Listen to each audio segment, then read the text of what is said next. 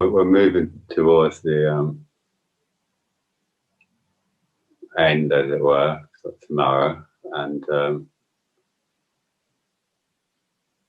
I found myself this afternoon thinking about. I don't spend all my time thinking about this sort of thing, I must say, but I did find myself this afternoon thinking about the myth of the Buddha's enlightenment.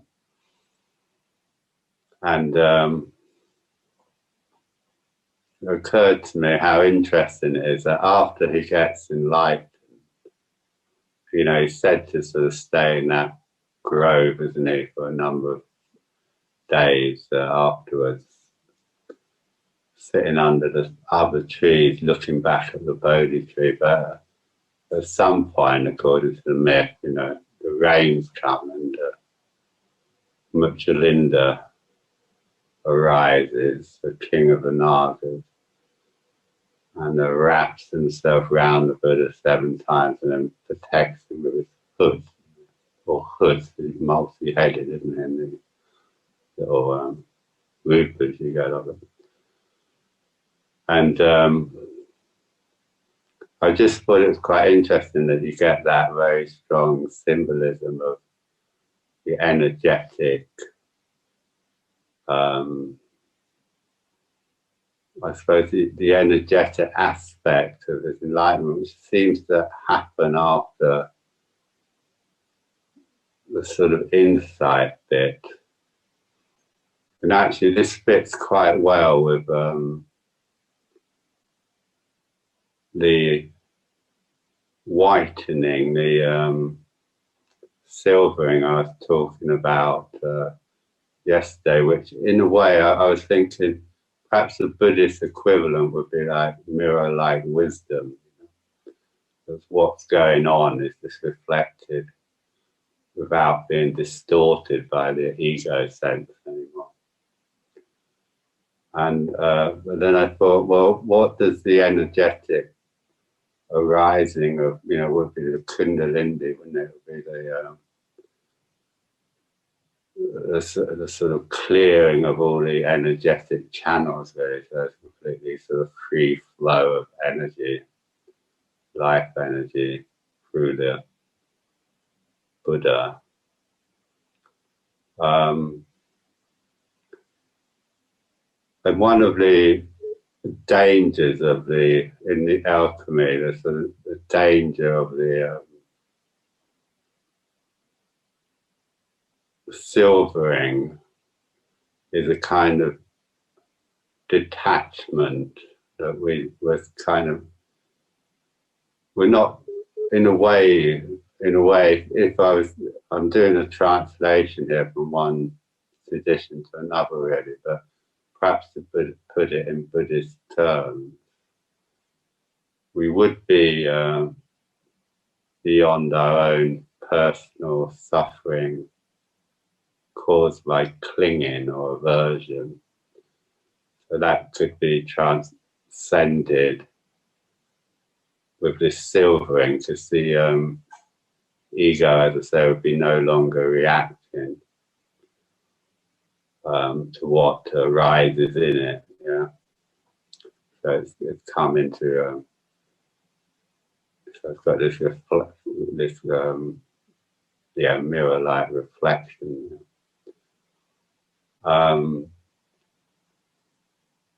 But of course, when the Buddha was first enlightened, he didn't initially. I mean, this is all mythology, isn't it? But I think it is very interesting to look at the mythology, because in a way it tells us something, I think, about the experiential side of the experience. It tells us something about what it actually, well, mythologically or archetypally, so this is kind of meaning on a different level, if you like. Anyway, so you get the energy bit after the mirroring bit or the insight bit, and I wonder to what extent that is, because that's just before Can't remember the guy's name now.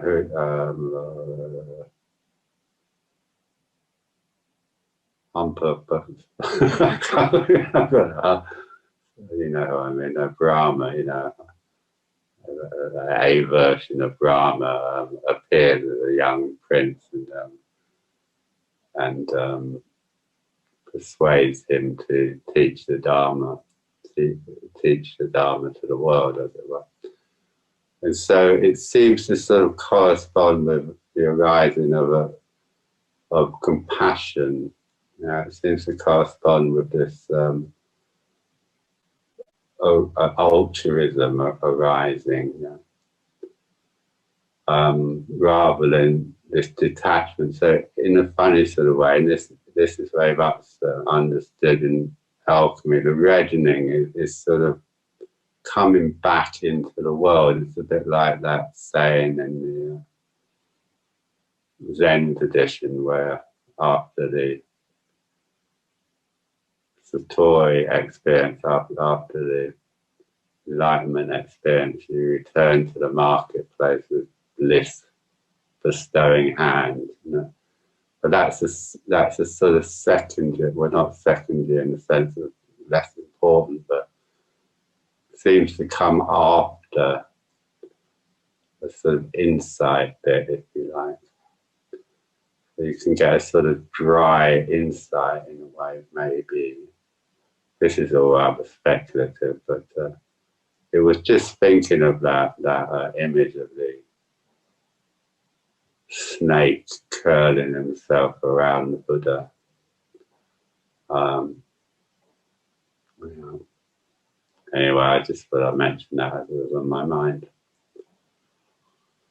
I will try and say a bit about the yellowing and reddening tomorrow morning. Yeah, but I don't want to talk too much tonight, because I'd like to just get on and do some practice together. Yeah. So let's meditate. So get yourselves comfortable. Get myself comfortable.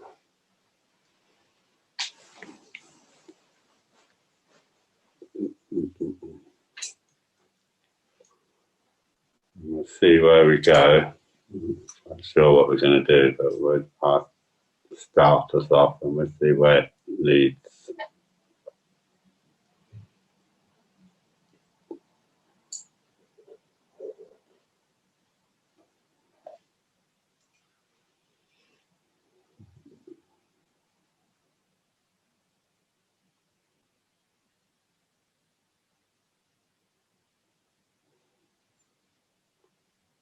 So our usual beginning, just being aware of your surroundings. So we locate ourselves where we are and not somewhere else.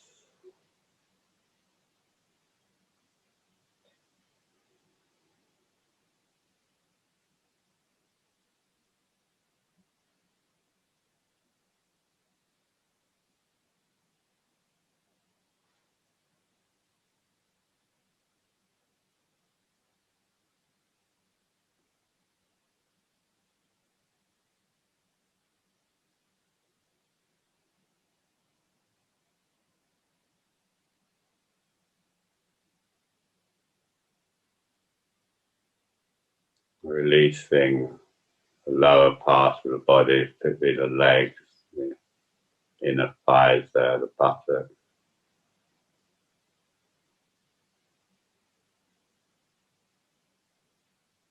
If you can imagine the hip joints kind of loosening a little bit back.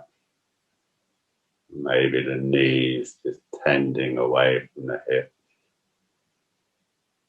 Or imagining a kind of extension, very gentle lengthening in the upper legs.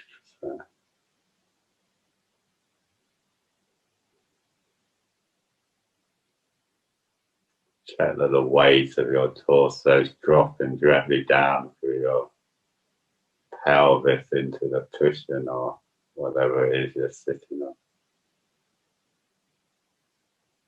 So you're not putting any extra weight on the leg. They're just there to kind of provide stability and contact with the ground.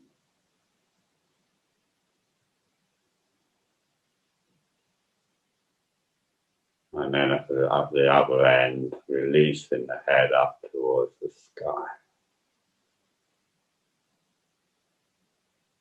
Bit of a windy night here. Sounds a bit windy out there.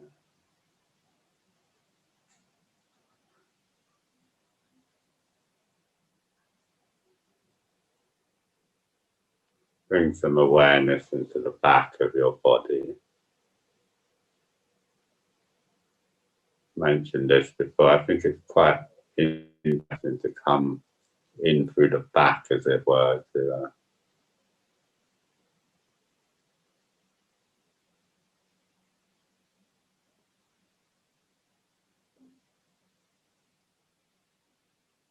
be coming into the heart center, perhaps from behind.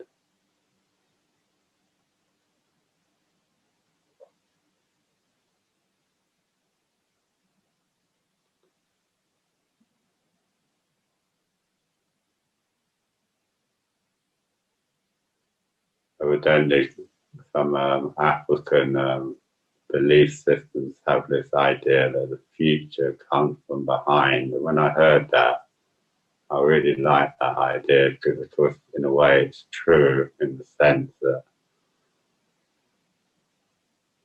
we never know, do we? We never know what's going to happen, really. It doesn't matter how carefully we plan or how careful we try and be. Things can just come completely unbeknown to us until they kind of hit us. But it's like they're coming at us from behind. Good and bad things. Just come out of nowhere, it seems.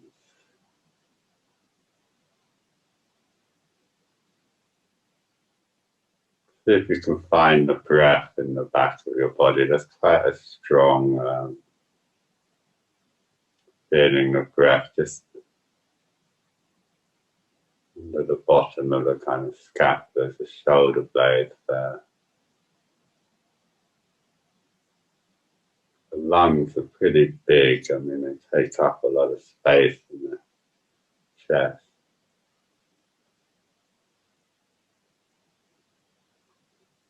There's quite a lot of movement in the back of the body that you can feel into.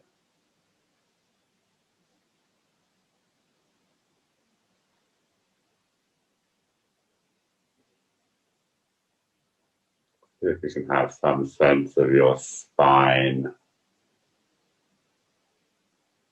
rising up from the pelvis there.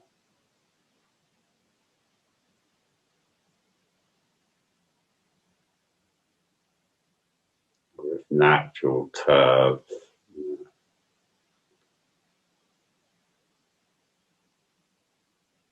And right up, so it's connecting the skull with the pelvis.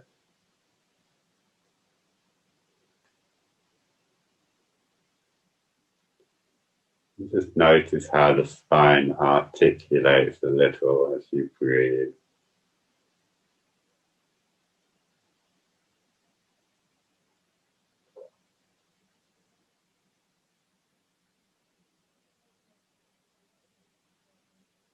The face relax.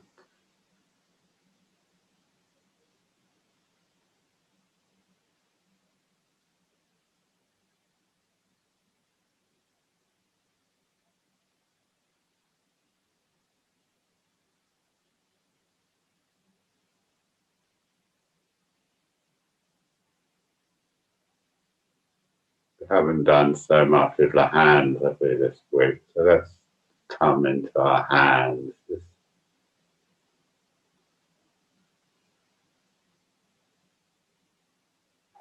Bring your attention into your hands as you breathe in and out.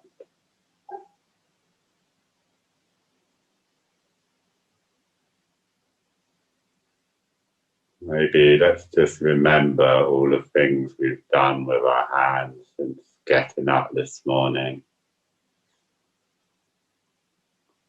Washing ourselves, dressing ourselves, feeding ourselves.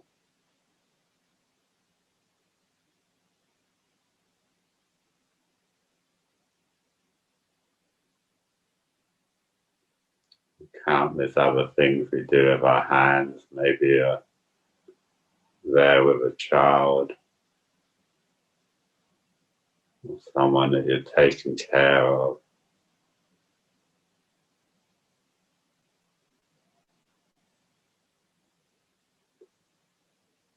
Just bring into mind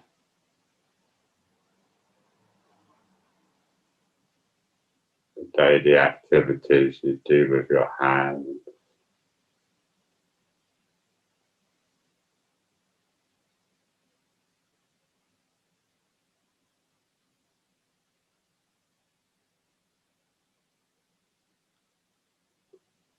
A sense of how the hands let you be in the world, let you express, care,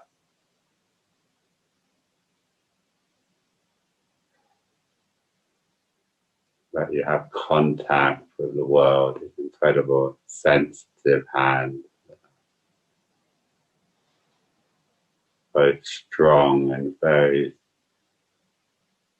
delicate in a sense. Just manipulate things in a very delicate way. So as we breathe our hands, we had that little Zen thing, bliss bestowing hands. It's such a lovely image, I think. Bliss bestowing hands. Come back to the marketplace with bliss bestowing hands.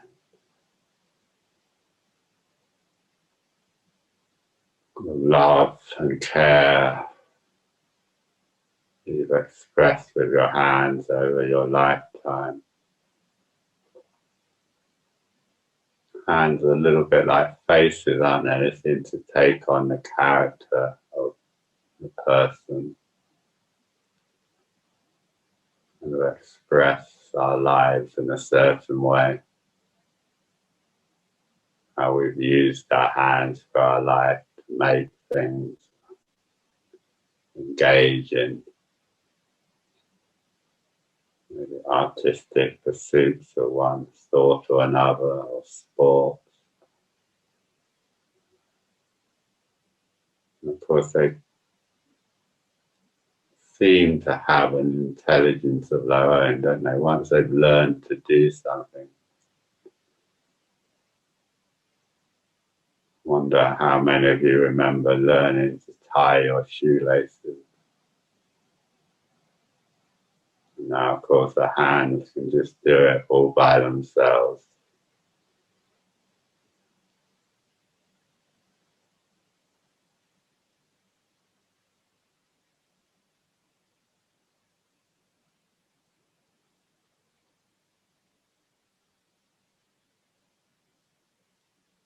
It's an expression that the hands express the heart.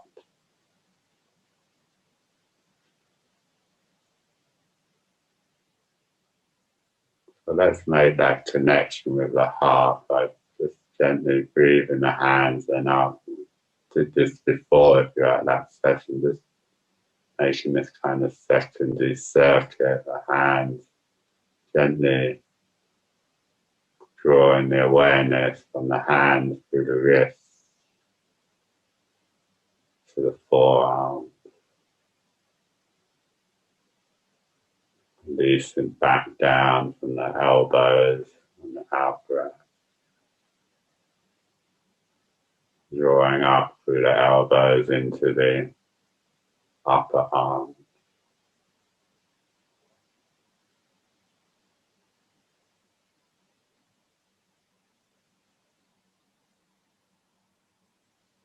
Slightly trickier maneuver perhaps from the shoulders. We'll draw down the energy from the hands through the shoulders down towards the heart center. So we're just making this imaginal energetic connection between our hands and our heart.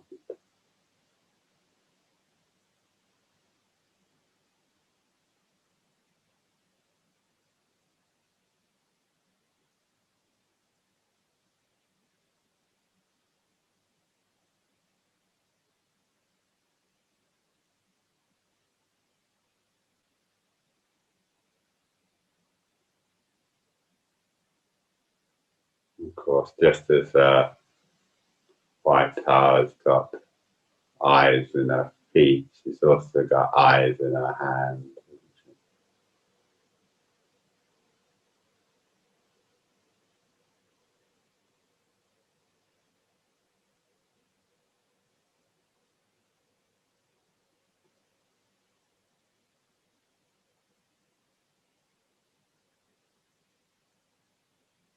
Nice soft face.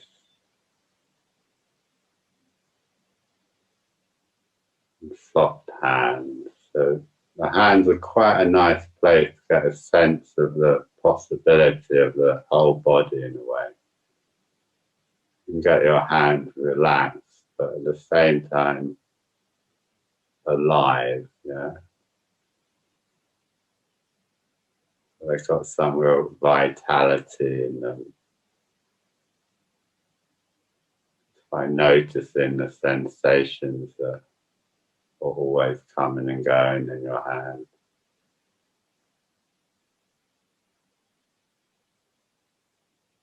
And then connecting them into the body and to the heart center.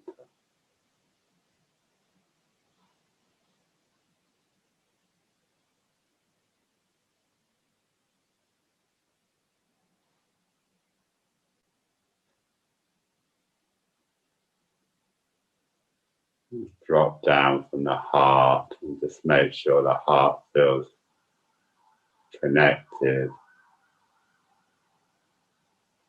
It's quite common to feel a kind of cut off at the solar plexus, or just under the solar plexus there, around the diaphragm. It's quite common talking to people over the years. There's kind of sense of a block there between the heart and the lower part of the body. So if that's the case with you, I mean, with all these blocks in the way, if we can just bring a kind, patient awareness and just gently bring our attention to where it feels numb or cut off. You can start breathing on the skin surface, as it were. Just bring your attention to the surface of the skin. And just kind of gently breathe, being aware of that area. It's sometimes enough to encourage a bit of a shift, an awakening of that area of the body.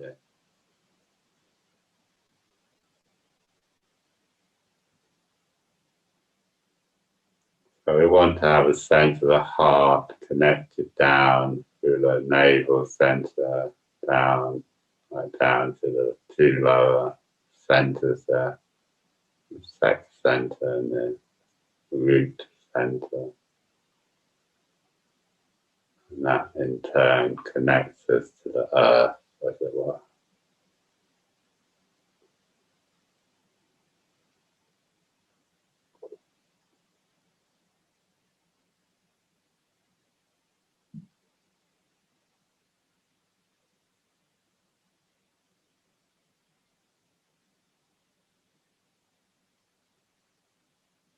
And when we look at the tradition of Buddhist art, particularly rupas, the statues,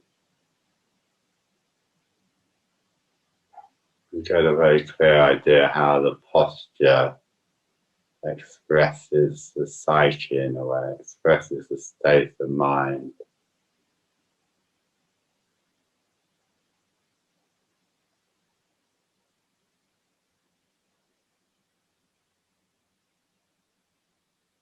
Although there's a lot of scriptures, probably the most powerful image within Buddhism is of the Buddha, isn't it? Just sitting, or someone sitting in meditation.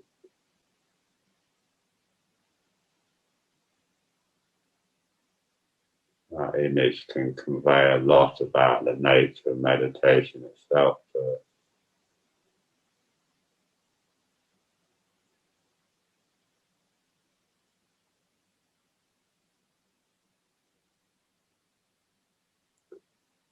In this way, although the posture obviously has got a kind of physiological dimension where we are trying to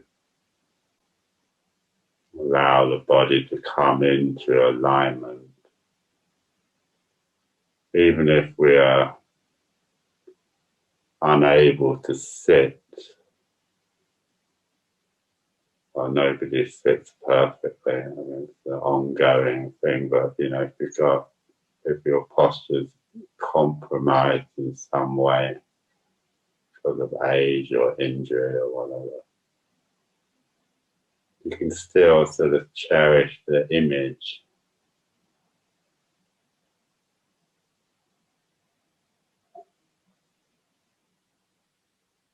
The physical body isn't quite up to making the image in that way. You can still bring the attitude, if you like.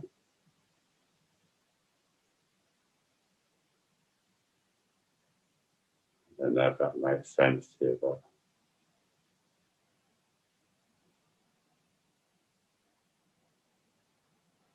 hopefully you get some sense of what I mean. So we sit like we mean it. When we take the meditation posture, we're trying to sit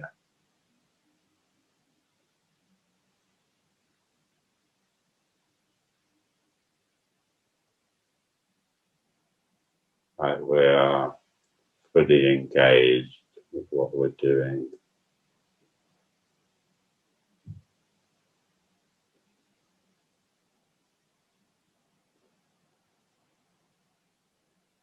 A nice long soft back there.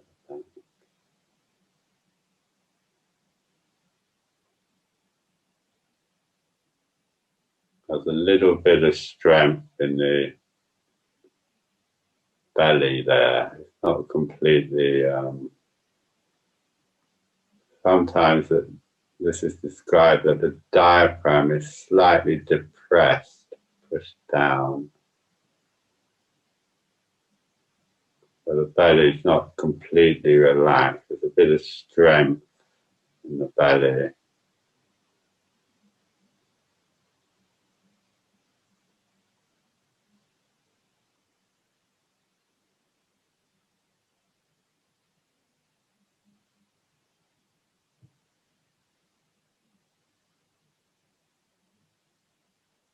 I like to imagine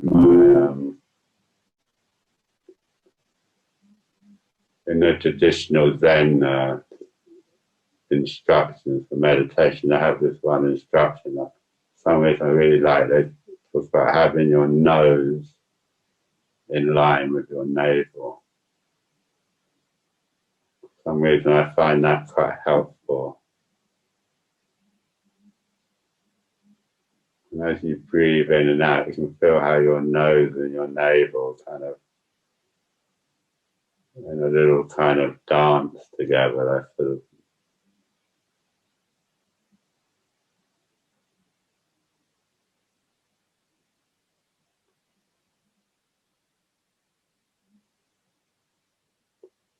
that might or might not be helpful for you. That was just my nose.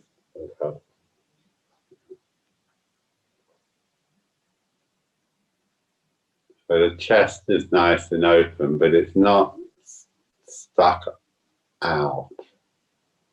If anything, the sternum is just very slightly dropped. It is very slight. It's dropped in such a way as you feel a little stretch in the back.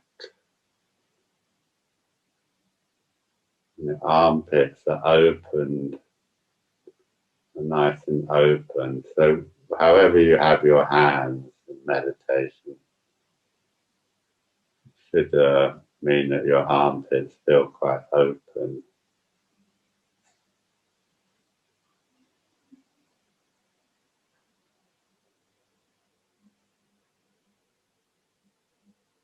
Most common error with the hands is to have them too low or too far forward on your leg.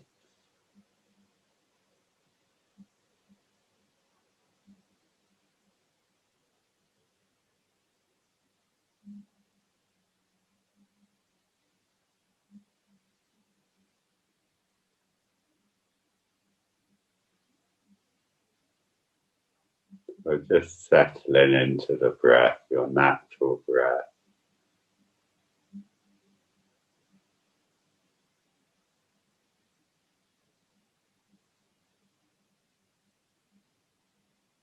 Let's have that awareness of how the breath connects us to the world, how the breath connects the inner world of our bodies, the outer world of the body of the world.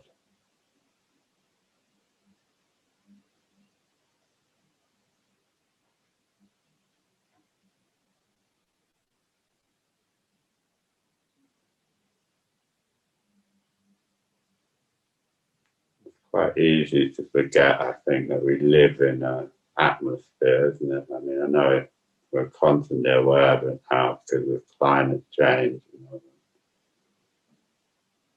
In some ways, it's quite easy to forget that we live in this medium, this atmosphere, just like fish live in water, which has a certain weight and a certain resistance.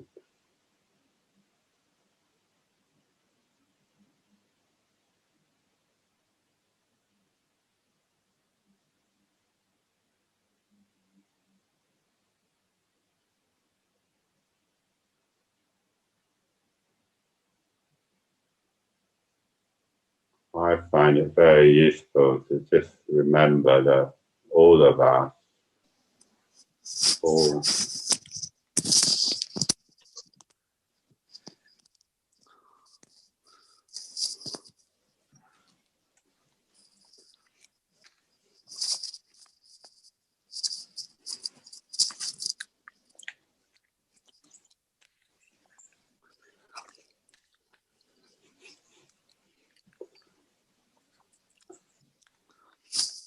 quite a lot of noise coming through my speakers. I don't know if someone's not muted.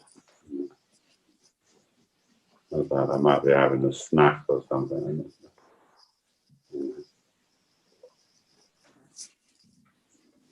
Maybe check that you're muted if you're in doubt.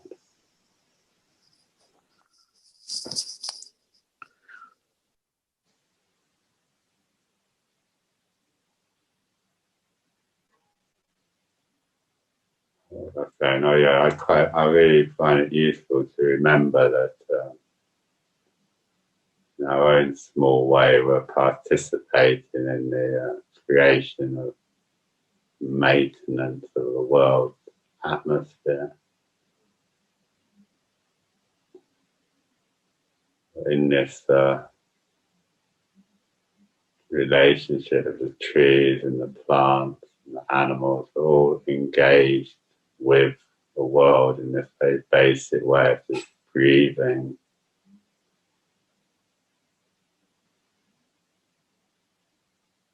Very delicate. We're finding out this delicate balance in that.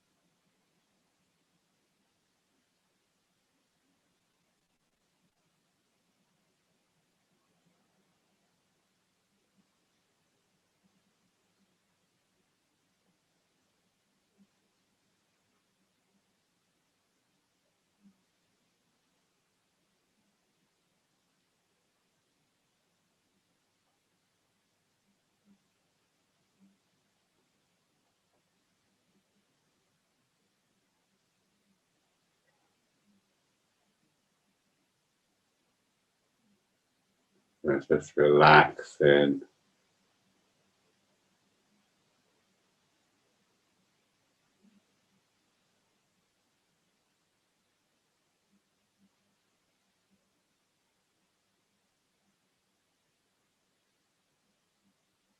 Just noticing whatever it is that comes into awareness, whether it's from the outside world, sound,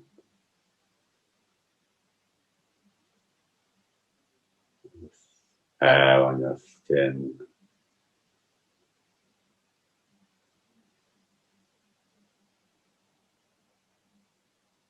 Just noticing what arises in consciousness, whether it's from the external world or the internal world of your own body.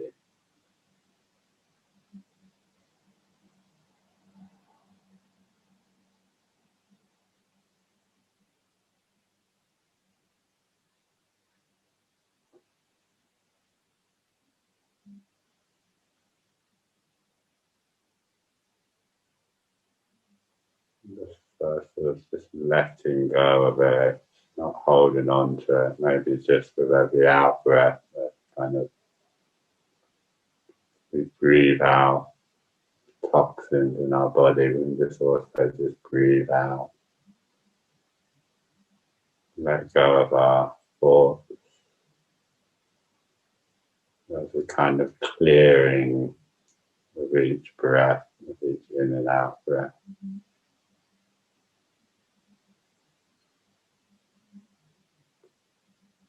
So we're paying attention to our experience. We're abiding. I like this word abiding. We're abiding with our experience. But we're seeing if we can kind of just leave it alone. Can enjoy any nice thoughts or images or feelings that arise and just enjoy them. Just let them go. And try and notice the tendency of your ego to try and appropriate these experiences to your imagined small self.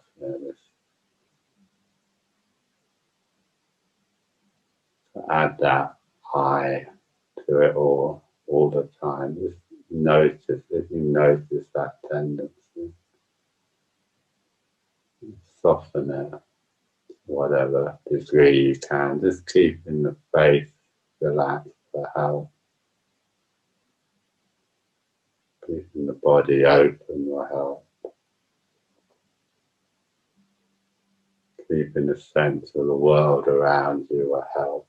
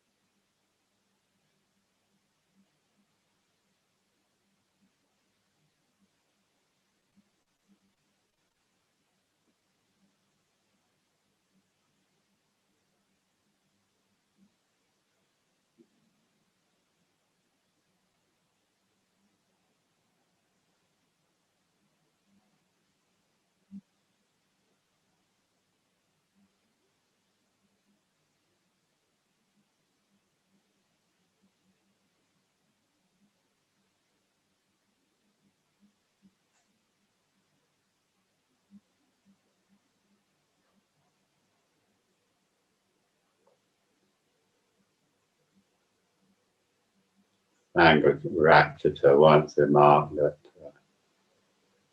too much thinking was pathological.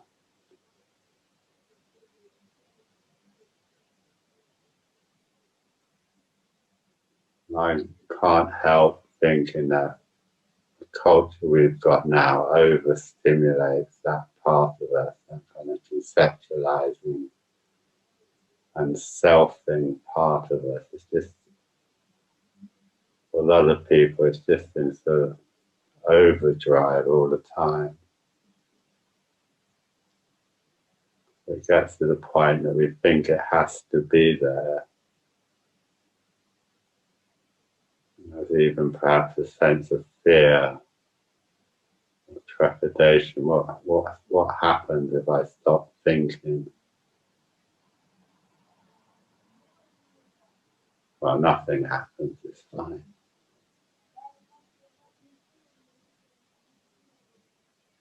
I believe this is actually a natural kind of state that we've just lost. Most of us, because of our lifestyles, just lost them. We just no longer have easy access to just being. We're constantly thinking. Of course, thinking is fantastic when it's wanted and applied. When it's just going on and on and on, it's kind of annoying.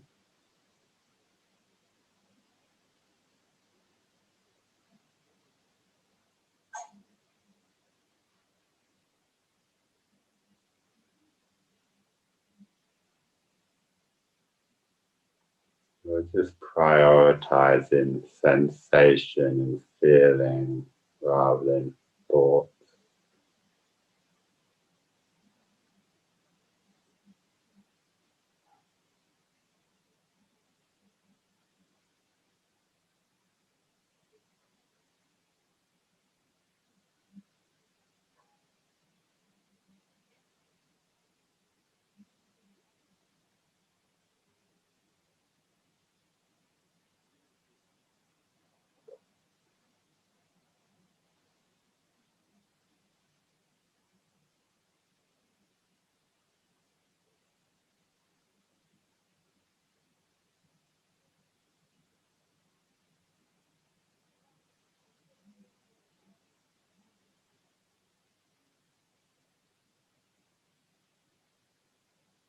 Don't give yourself a bad time about thinking that. That would be not a good approach. It's just going to add more to it.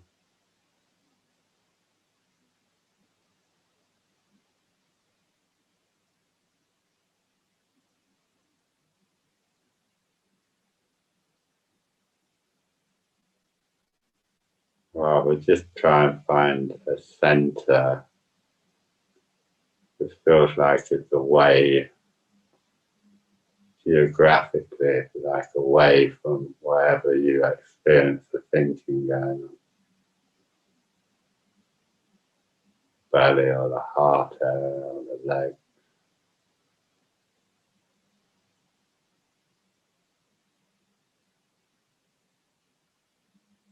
Thinking can just go on for the periphery of the mandala of the body.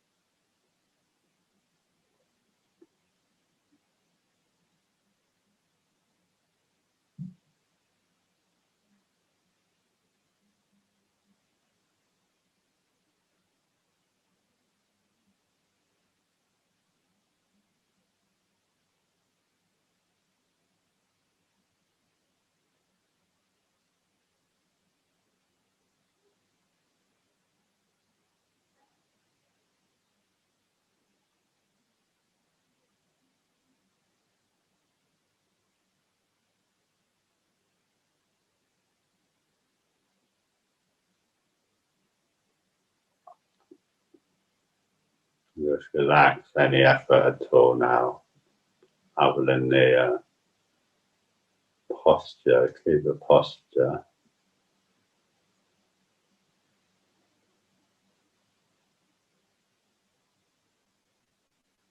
Just see what's left when you're not trying to do anything.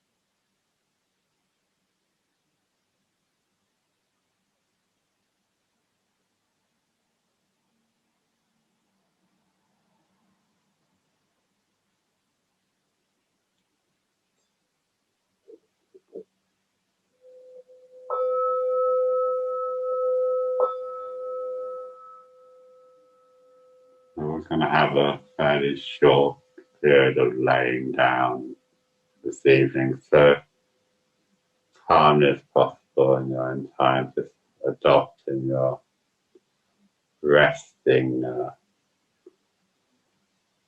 posture.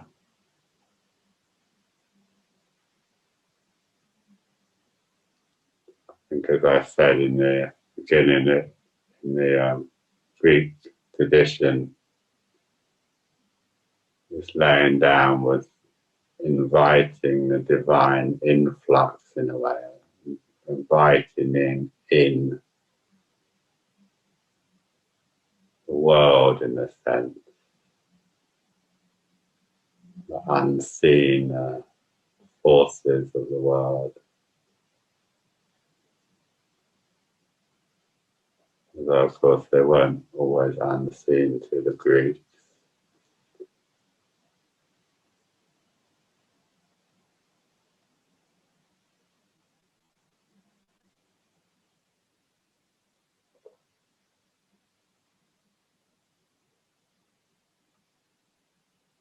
So just getting yourself comfortable enough. You don't have to be super comfortable, just be reasonably comfortable is fine.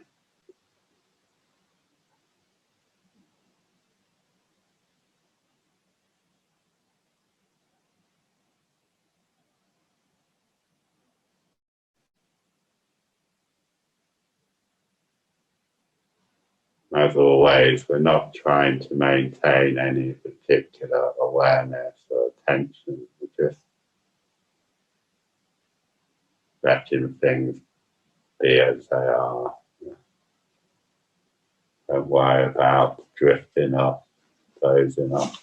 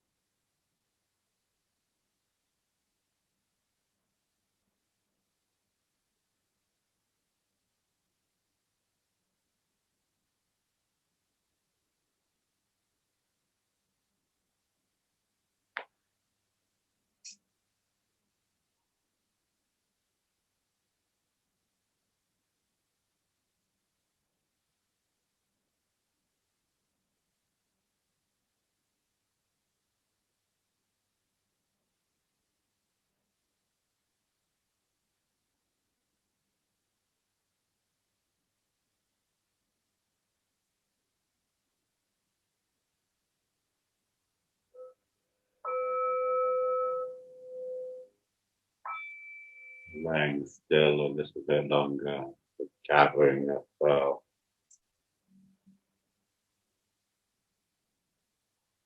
remembering yourself,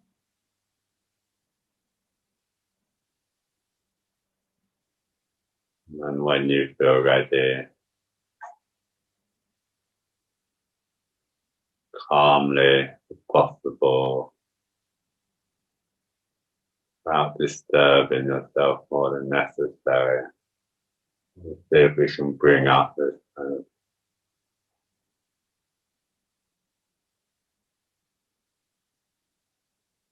relaxed ego state into the meditative posture, into a different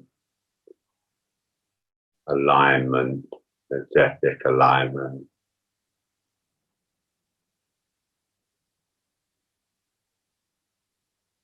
There's a kind of clarity or reflective consciousness. Right, just taking the meditative posture once,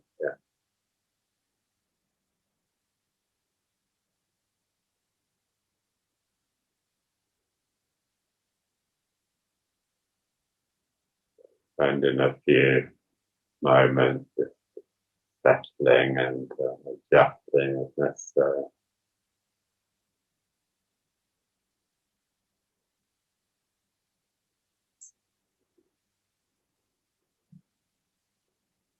So a short period of just sitting,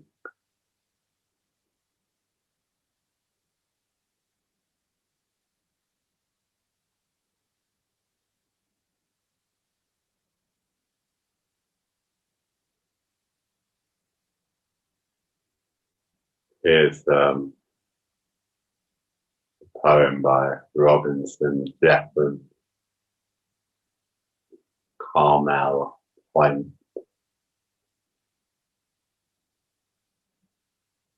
The extraordinary patience of things. This beautiful place is faced by a crop of suburban houses. How beautiful when we first beheld it. Unbroken field of poppy open, walled with clean cliff. No intrusion, but 2 or 3 horses pasturing, or a few milch cows scratching their flanks against the outcrop rockhead.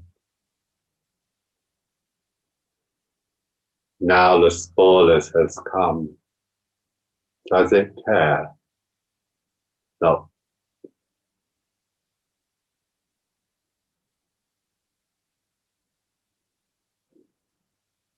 Not vaguely. It has all time. It knows the people are a tide that will swell and in time ebb, and all our work dissolve. Meantime, the pristine beauty, the image of the pristine beauty lives on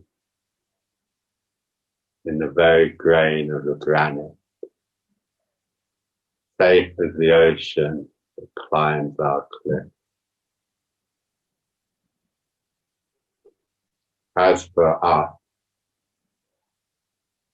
we must uncenter our mind from ourselves, unhumanize our views a little, and become as confident as the rock and ocean from which we are made.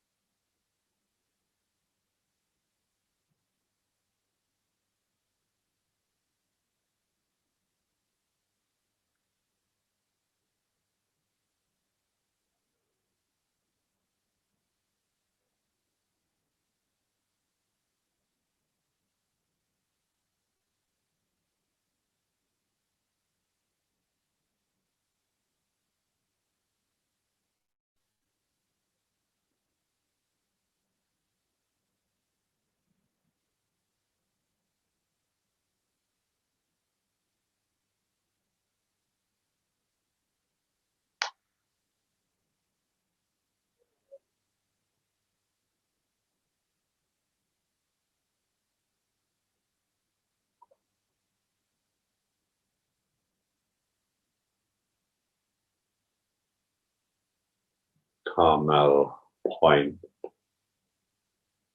the extraordinary patience of things, this beautiful place to face a crop of suburban houses. How beautiful when we first beheld it. Unbroken field of lupin and poppy, walled by clean cliffs. No intrusion of 2 or 3 horses pasturing, or a few milch cows scratching their flanks on the outcrop rock edge. Now the spoiler has come. Does it care? Not faintly.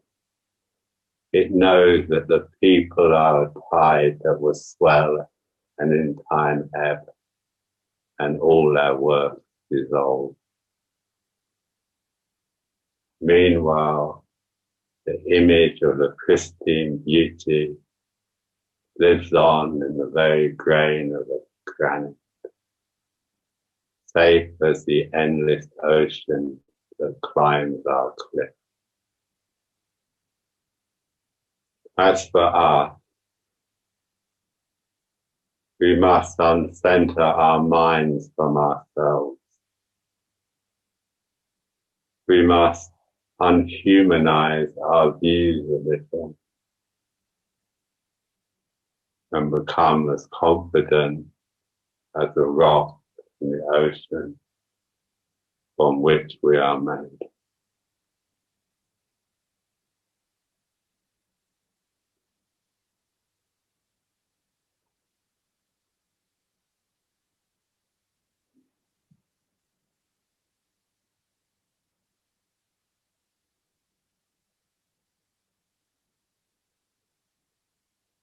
Let's end by just being aware of the other people who are sharing this virtual space with.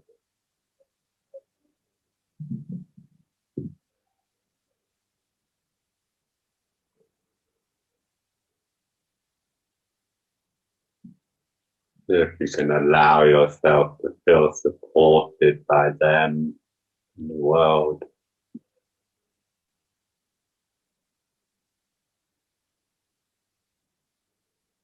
This opening of the heart is as much to let in as to let out.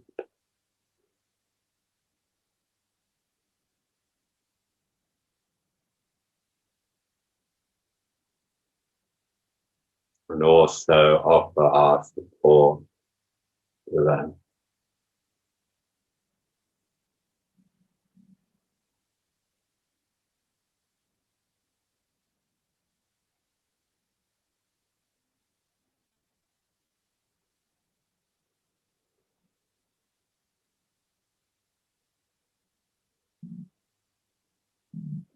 May our collective efforts towards development of awareness and compassion have in some mysterious way beneficial effect in the world, in the collective psyche of the planet, with the human beings on the planet at this time.